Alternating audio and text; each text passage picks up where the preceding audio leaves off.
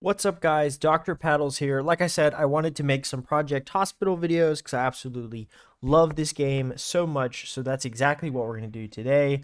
If you're not aware, I am not actually a doctor yet. I am a medical student, and anything said in any of these videos is purely for education and entertainment.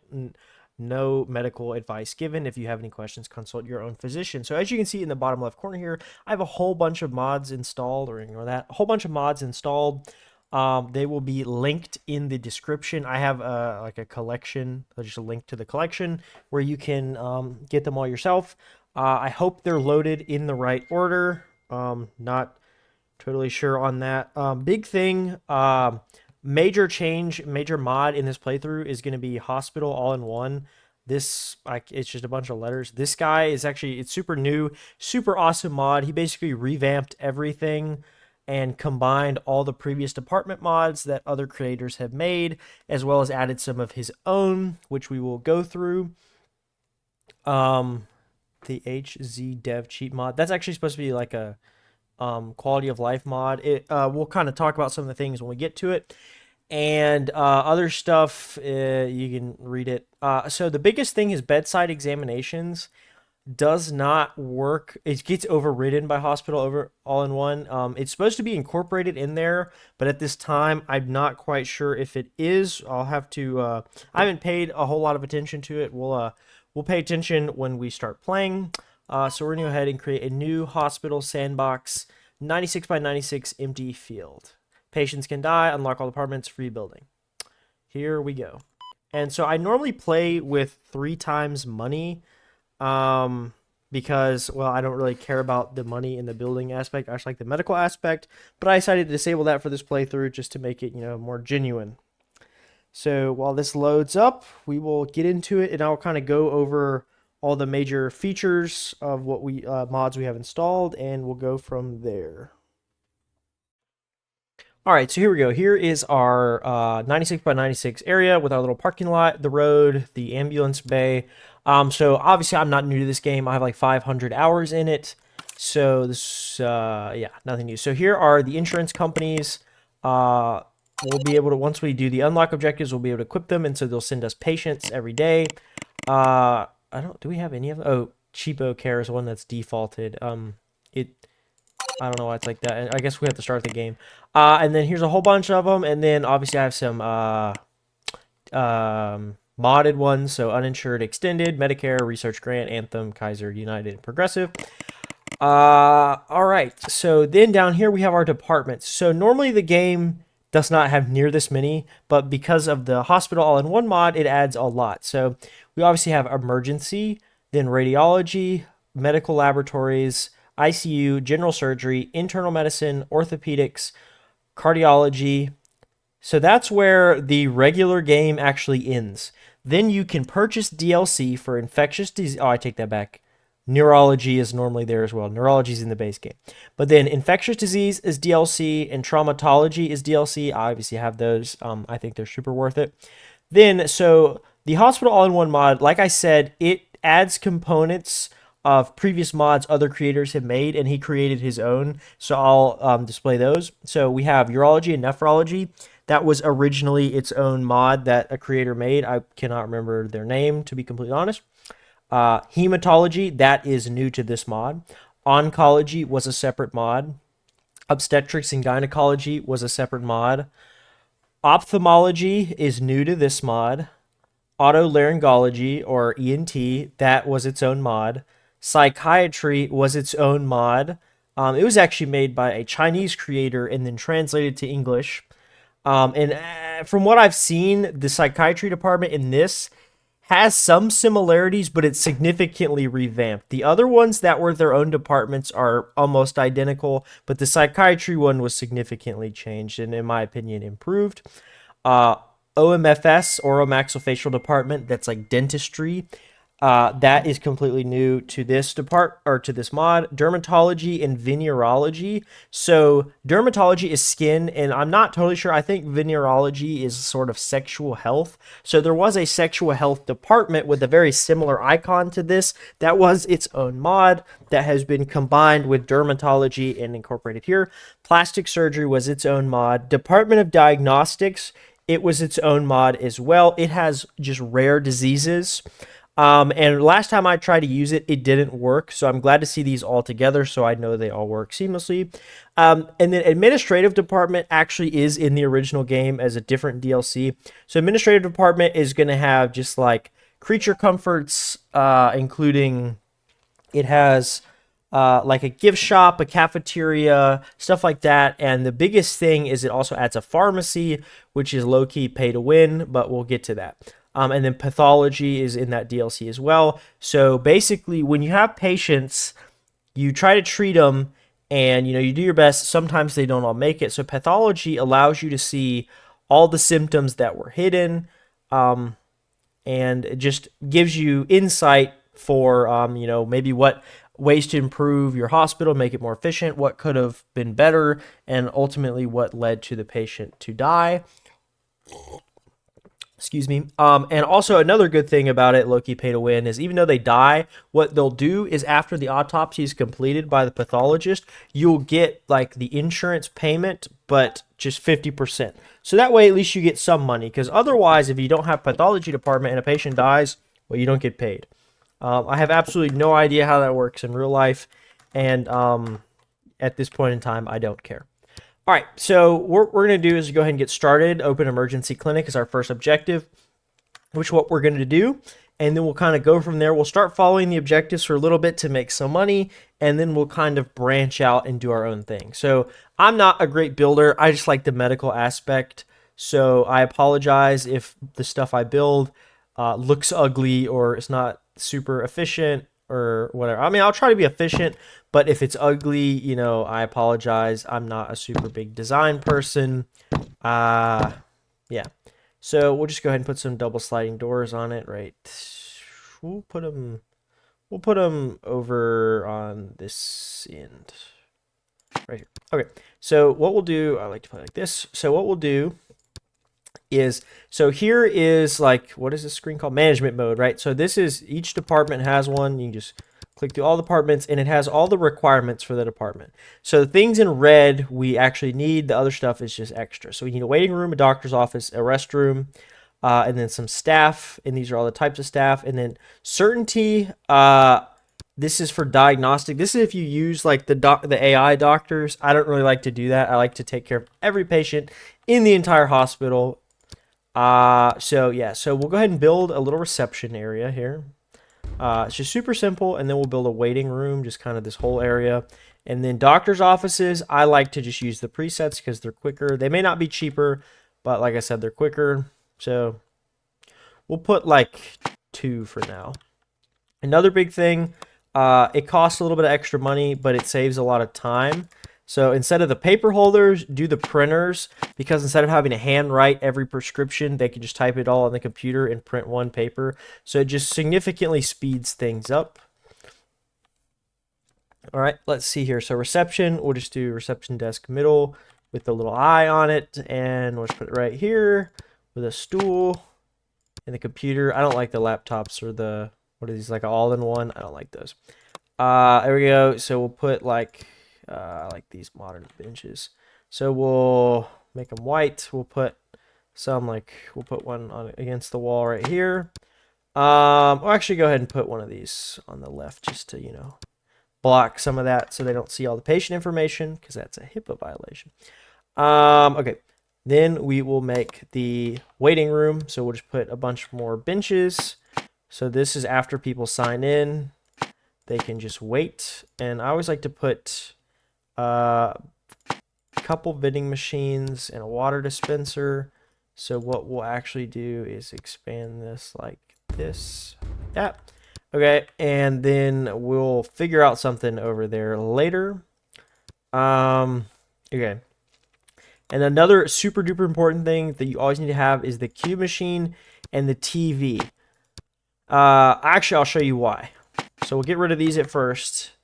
How much money do we have? 79,000. Okay, so we got plenty of money. So we'll go ahead and put down these darker wood floors out here. We'll worry about that later. And all right, so let me go ahead and hire our doctor. So you have a bunch of candidates with, you know, some hidden perks.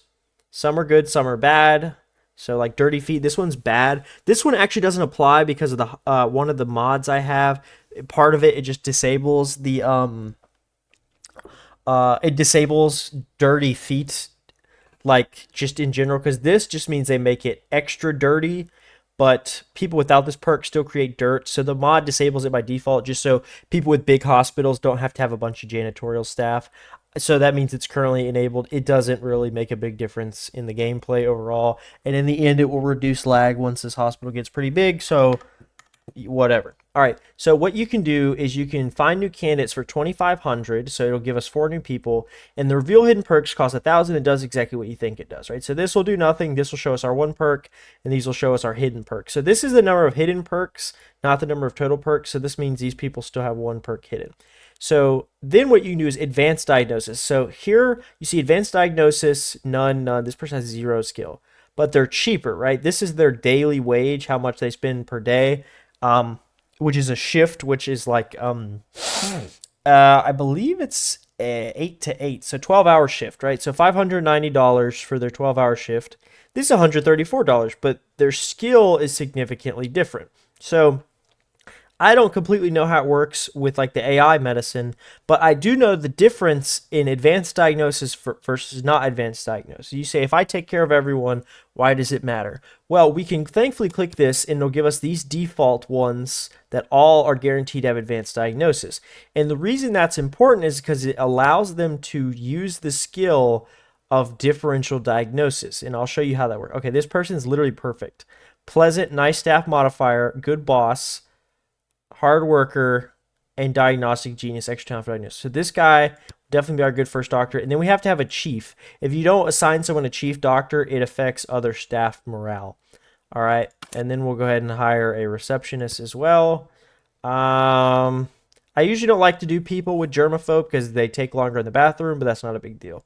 Speaking of which, that's also something we forgot to make, was a restroom. So we'll go ahead and stick that right here against this wall because I want to use this as a pathway for later, because this is our like ambulance ramp. And so there will have to be, you know, the main ER over there. This is it's emergency clinic, but it's still a clinic at heart. So let's go ahead and build out our little restroom here. We'll just put a door. Toilet, toilet, toilet. Okay. Let's see here. They're supposed to actually be bigger, I believe, to be able to, yeah, here we go. Like use the stall properly. What the heck? Because now if I do this, it blocks them. Even if I make it a door, you know, they're still blocked because it's immediately right there. So I really need to make it 1 wider. That's my fault. I don't know. I don't really normally make that realistic, but I was like, you know what? I'm going to do a playthrough. I'm going to try to be as realistic as possible. Because I'll be honest, normally what I would do is just spam this whole wall with toilets. No privacy. That's not realistic. So we're not going to do that. And this is this hallway is still wide enough. So put our door right there. So we'll, actually, I guess we could still do this, really. And then we'll just leave a spot right there. And then we will, we'll do blue. Right, and then we'll do this. And we'll do this. And then we'll add in our doors. Also make those blue so they don't look silly. There we go. Shoot, now we don't have room for the sinks, though, is the other problem, right? Because, oh, well, we have room for 1 sink, and then we can do the hand dryer right here. Well, that's not great. 1 sink with a bunch of toilets. We'll, I'll tell you what we could do. We'll put, I don't know if regular people will use this, but we can see. Put 1 here, and then we'll put them outside of the actual doctor's offices and fix this wall because it's ugly. Also, another thing, you can rotate to see walls that you would not normally see. And yeah, you can get all angles, right? So now at this angle, hold on one second. Mic off. Mic on. I had to sneeze. All right. I don't really care about that much either. I usually just stay at this angle because, like I said, I care more about the medicine and whatever. Speaking of that, let's get into it. We have our first doctor. Boom. Hospital now accepts patients. We have our person. Here we go. We've pressed play. The clinic starts. All right. So here is our guy, his skills, whatever, things he can do. There's no trauma center yet, so he can't do that. He's not an anesthesiologist, and he's not and he doesn't assist in surgery. He's not a surgeon. Here's all his traits, his rating. I think it's, yeah, patient satisfaction. I don't care. And this is his satisfaction, so like how much he likes working here. All right. Let's get our first patient. I'll go ahead and speed it up. One I almost forgot. Let me go in here and select all patients, and then I'll do ambulances too. We don't have those yet, but just so I remember. All right, so now we automatically have our patients. This list will be all the patients we have. This guy shows up. He's our first patient. All right, so you see the doctor came out of the chair, walked up to the guy, called him, then sat down, then he came to the room. Okay, so now it's like, okay, we finished doing our stuff. You can click this card and it'll take you to the patient page. So here's the patient page. Here's all the available examinations we can do. There's way more than that, but if something has absolutely no way of getting to a diagnosis, it's not going to be there. So you don't have everything, thankfully, for now. That's not always the case, and we can look at that later.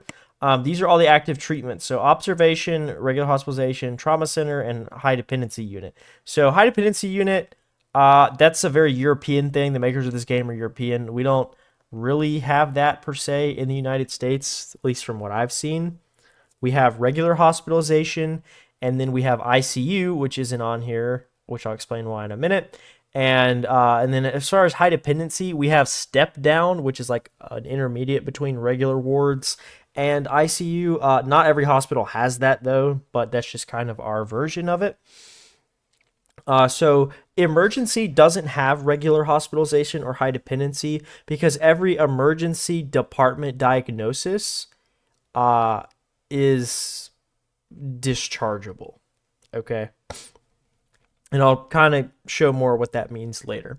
So this guy comes in with pain of the ears and one other hidden symptom. And so because he has these two symptoms, whatever the other one is, it means he either has an earache, bacterial tonsillitis, viral tonsillitis, or a mandibular fracture, which would be pretty bad.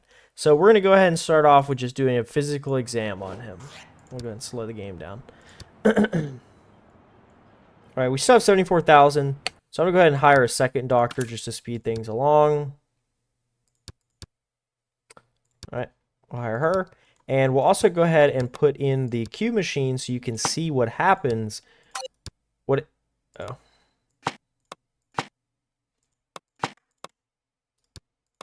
There we go.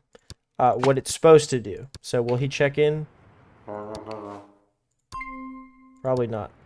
Okay, physical exam. It didn't show anything, so he has pain in the ears. So let's check his ears. I don't know what... Is this guy not gonna... Waiting. What is he waiting for? Oh, probably the reception, but he hasn't talked to her yet.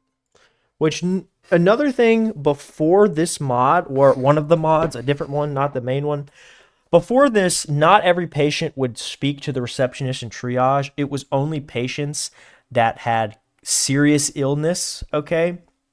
But that's technically not realistic, so one of these mods makes it to where everyone has to check in, which is more realistic. Okay, so pain in the ears, and then we found him to have an earache. So you have an earache. I diagnosed you with earache. That's not great. We'll give you some analgesics, which just means pain medicine, so we'll probably give him some like ibuprofen. All right.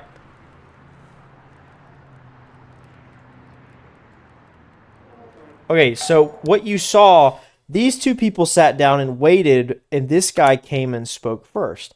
And that's because he technically spawned on the map before them, right? And the map's pretty big. They come from here or here or here. They come from a lot of places. So it's important to make sure you have sufficient receptionist staff once your facility gets bigger, because you'll run into issues like that where people start backing up because it's based on spawn order, not who walks to the door first. So this guy has a leg injury. We don't know about this guy. And this guy has pain in the ears, muscle pain, fever. And because of everything we have now, we already know that it's viral tonsillitis because this combination of symptoms could not be anything else. And you say, well, how could that be? There's literally an ENT department and infectious diseases. Like, what about the flu? What about an pharyngeal abscess? So that's another thing that's important for diagnosis. You cannot have a disease for a department you don't have, or else it would be like you have the chance of failing almost instantly, right? If somebody comes in having a heart attack and you don't have cardiology open and you only have like, I don't know, $20,000, that patient's going to die because you can't build the thing that fast, right? And so what we can do for this guy is we could technically just go ahead and give him the diagnosis and then give him his treatments. Now, if you notice, something changed. Observation goes away. So observation is for patients that don't have a diagnosis yet. Okay, like I said, these two don't work for ER.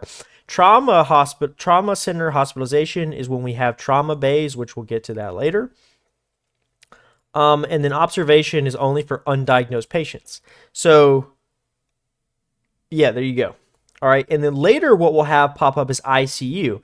And so ICU is only for patients with a diagnosis.